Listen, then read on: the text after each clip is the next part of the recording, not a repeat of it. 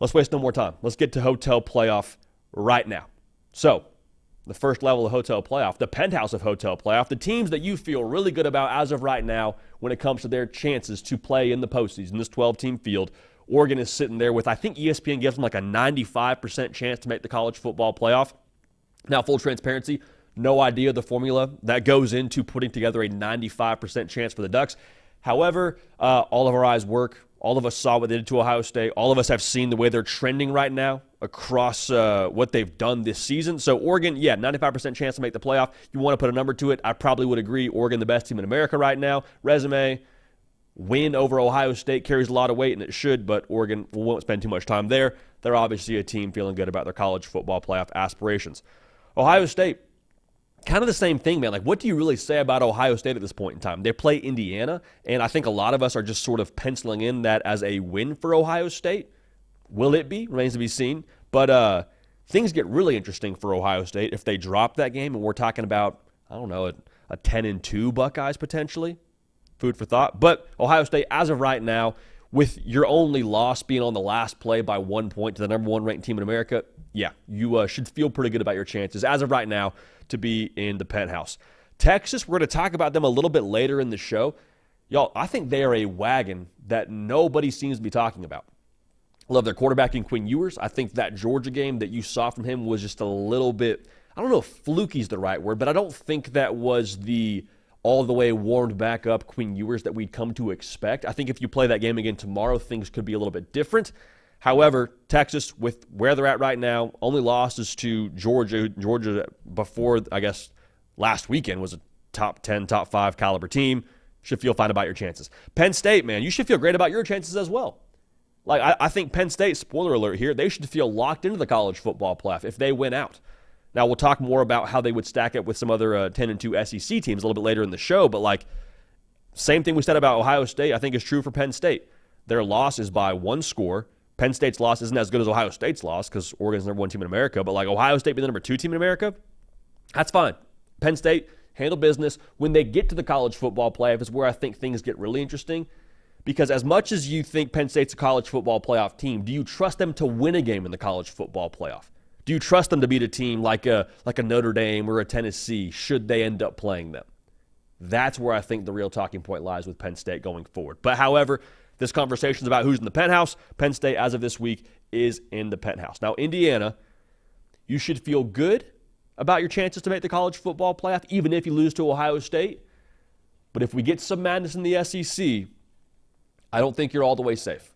So I don't know what the ESPN playoff predictor has Indiana at right now. I would just say this, barring something wild, handle business. I think you can drop the Ohio State game, but outside of that, you should feel good about your chances to ultimately make the playoff. Now, Indiana, I'm going to speak softly here. If you can beat Ohio State, I think at that point, forget whatever happened in the Big Ten title game. You're in. So playoff win and in kind of situation, if you will, for Indiana when it comes to that game against Ohio State. That'll be a lot of fun. Now, Tennessee, in the penthouse this week, only losses to Arkansas, and that Arkansas loss feels like a fever dream at this point in time if you're Tennessee after what they did to Alabama. Now, they have a chance when they go to Athens, Georgia, to essentially, I don't want to say lock up, but kind of clear the path to make the SEC title game. And if you've watched this show, you know how we feel about that. If you're in the SEC championship, even if you don't win it, both those teams, I think, are in the college football playoff. And if Tennessee makes the SEC title game, that'll be the first time since Nico Iamaleava was 3 years old. Think about the trend for Tennessee at that point. Think about where that would put them in the landscape of college football. We're talking about Tennessee being in the penthouse, not just of this year's playoff. We're talking about Tennessee being in the penthouse, I think, next year when it comes to when you talk about like those Tier 1 teams in the SEC, sure, but in college football, period. Think about what they would do for recruiting. So like a lot on the line here for Tennessee in this game against Georgia. Excited to see how they respond. And obviously we're all keeping a very close pulse on the health of one Nico Iamaleava heading into that game. Now, 2 teams that just have elevated within the last week. Alabama, they were waiting on a reservation. Ole Miss, I believe they were in the lobby, but they have now elevated to the penthouse. Last night, both Ole Miss and Alabama in the top 12 when it comes to the seeding and the rankings for the college football playoff. Look at what they have ahead of them, man. Ole Miss got Florida, Mississippi State, and a bye. Okay, you should handle business there. I know you got to play Florida, and we'll see where Florida's at when, they get them, but you do get Florida off of a bye if you're Ole Miss. So, you should feel good about your chances here. Handle business. If you win out, you should be in. Same deal for Alabama, man. Up from the reservation territory last week is Alabama with a massive, resounding win over LSU. Got to go to Oklahoma. You got Auburn. But again, all those games, you should be favored and probably should win if you're Alabama. So both Alabama and Ole Miss elevating into the penthouse, and I think they probably will be in the college football playoff as it stands right now. Now, Notre Dame, man. Hey, clap it up for Notre Dame. Hey, Notre Dame, congratulations. Because everybody and their mama left you for dead after NIU, except for maybe Ari Wasserman. He's been in the trenches, in the foxhole with you for a while there. But with that being said, man, the way the schedule has shaken out, I don't know if you could draw it up any better. Because I think you were banking on the Florida State game kind of being your plant the flag, here we are, put us in the playoff kind of situation. But Florida State, with what they are, it ended up not being an issue for Notre Dame. If you look at what Notre Dame's going to have here on the resume at the end of the season, assuming Army is still ranked when you play them, you should have 4 ranked wins. And so if you're Notre Dame, man, you thank the academies for 2 reasons. Thank them for their service, and you thank them for being ranked when you played them and counting as a definitive win and honestly boosting your college football playoff resume. 11-1 Notre Dame, they're in the dance. Keep your conference title weekend to yourself if you're talking about the Irish. So that's the penthouse for you. Let's get to the lobby now. The lobby, I think, is the most interesting part of this whole discussion when it comes to the hotel playoff and how we see it. Miami's in the lobby. All right? It hurts. It hurts. Let's call a spade a spade. You are a better team than Georgia Tech on paper. Now, the game is played on grass, not on paper, and you lost that game. I think you needed a little bit of this to get you going. I said it on my socials. I said it on the Sunday morning after. I think Miami needed to drop a game to get some juice, to get some sense of urgency to go on and run and make the college football playoff. You still hold your own destiny in your hands, right? The only difference here is your at-large status is probably not going to happen. I think you probably got to win the ACC to get in. But even with that being said, man, you got the head-to-head over Clemson with the Louisville win. You have the common opponent head-to-head over Clemson with that Louisville win. So just handle business, win the ACC, you're in good shape. The reason why I'm so optimistic about Miami is when you look at what they do when they have a sense of urgency to them.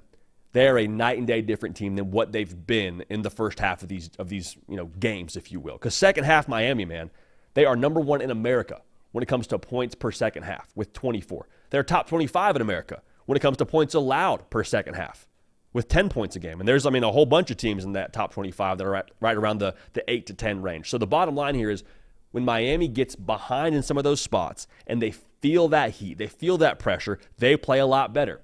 I think that loss to Georgia Tech removes that safety net, and I think will ultimately elevate them and allow them to play a whole lot better.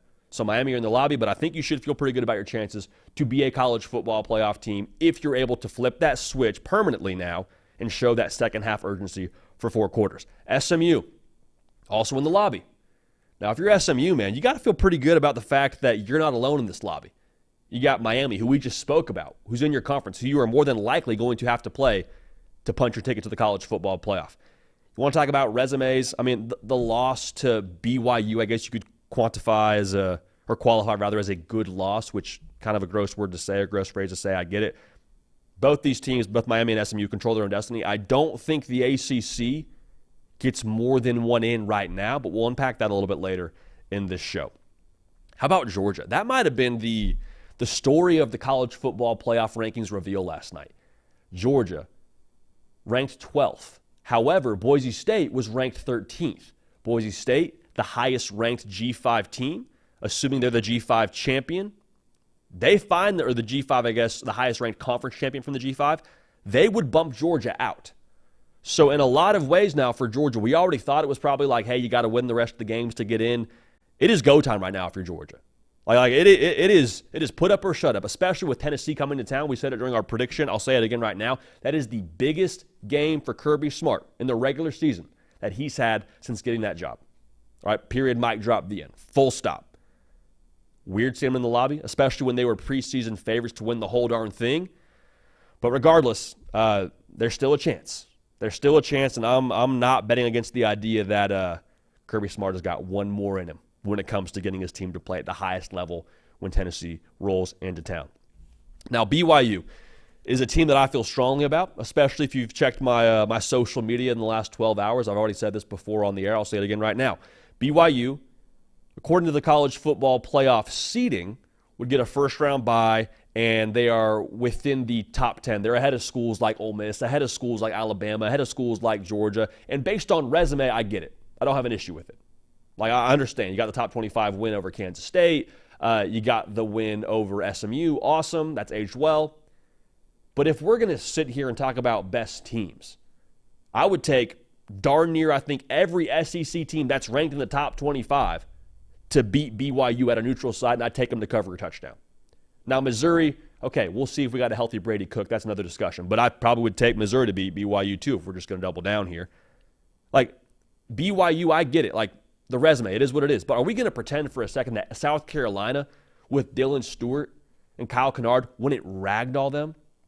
Are we going to pretend that A&M wouldn't just abuse them up front? Are we going to pretend that Georgia and all the struggles Georgia's had this year wouldn't rock their face in? And I mean, Georgia struggled to run the football. I promise you, they would run the football at a high level against BYU. If you don't believe me there, flip it on the other side of the field. Georgia's trenches would just demolish BYU. BYU's given up 3 sacks against Utah. BYU's allowing 4.5 yards a carry on the season. This is all in the Big 12. BYU is winning games by 3 points over Oklahoma State. Don't tell me that Georgia couldn't absolutely take BYU to school and then some. And Georgia, again, would be the 13th team in this college football playoff discussion, the 12th ranked team right now. I mean, South Carolina, I already spoke to them. A&M, I spoke to them. Like, I don't see a world here where BYU, say what you want about the resume, I get it. I'm cool with the ranking, but I'm making sure we're on the same page here. There's always, around this point of the year, a couple of teams that you point to and say, I'm not so sure about you. BYU, for me, is the team I'm not so sure about. So if they don't win the conference, I would be, I think, the loudest voice in the room saying, I don't trust them. Put them in if you want to, but I don't trust them, and we'll watch a college football playoff game where an SEC team or a solid Big Ten team, I mean, if they draw Ohio State in the first round, it'd get ugly. I'll say that right now. It would get ugly. Now, staying in the Big 12 conference, Colorado, they're in the lobby, baby. And the reason why I don't have them in the penthouse is because I think you probably get one team from the Big 12 into the college football playoff. That could be Colorado here, man. It absolutely could. They control their own destiny. You got to go and get a win against Utah. You got to go and get a win against Kansas and Oklahoma State. But like all games that I think Colorado probably will be favored in and probably should win, on paper at least, you got to finish now if you're Deion Sanders in Colorado. There shouldn't be a question of, well, can they win? Are they a good team? Are they like the floor for Colorado, I think, should be reset. They're a good football team. I said before the season, I think if they make a bowl, that's a success. I still think that was a success, but right now, Colorado's a lot better than just a team that's going to make a bowl game. We all understand that. Can they finish now against some of the best head coaches in the conference? Because Lance Leipold, Kyle Whittingham, all right, Mike Gundy, all guys that I think if you were to do a draft of Big 12 head coaches, excluding Deion Sanders, those are probably 3 of the top 4 off the board, if you ask me. So now, to bring this home here, can Colorado finish when it's time to finish? We know they can win. Can they finish? Great teams finish. Last team in the lobby here, Texas A&M. I'm very high on A&M. I'm a lot less high on them with no Le'Veon Moss. If they can still find a way to run the football at the level they did with him in the ballgame, looking at you, Daniels, looking at you, Marcel Reed, then I think A&M will be in good shape. But it all comes down to that game against Texas. Like, you fully expect Texas A&M to handle business against Auburn. Now, it is at Auburn, so we'll see what happens there, but you expect them to be the better team on that day and to beat Auburn, and then you find yourself 4 quarters away from punching a ticket to the SEC title game more than likely. And in that situation, if you make the game in Atlanta, you should make the game that ends up in that field of 12, make the college football playoff, even if you don't win. So that's the lobby for you. Now let's check on who needs a reservation. And I mentioned it. Like if you've tuned in the last few weeks,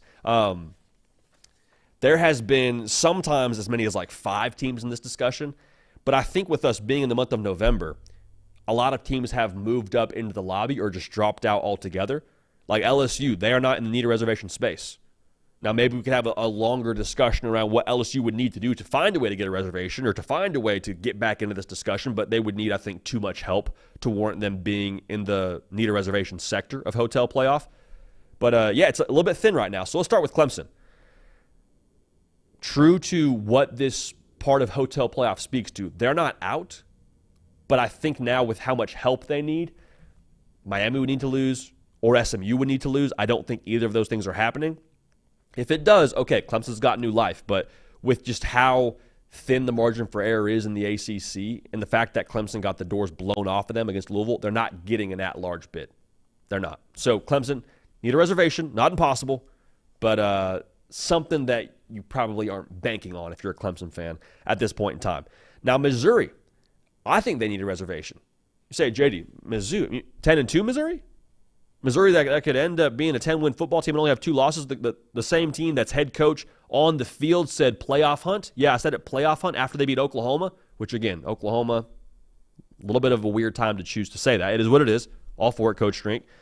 Even at 10-2, where's the pick-me win for the college football playoff if you're not winning the SEC? Where's the game that you point to and say, hey, we really got to take a look at Missouri here? And maybe it happens this week against South Carolina. If you go to Columbia, South Carolina, that is, not Columbia, Missouri, with the game being in Willie B.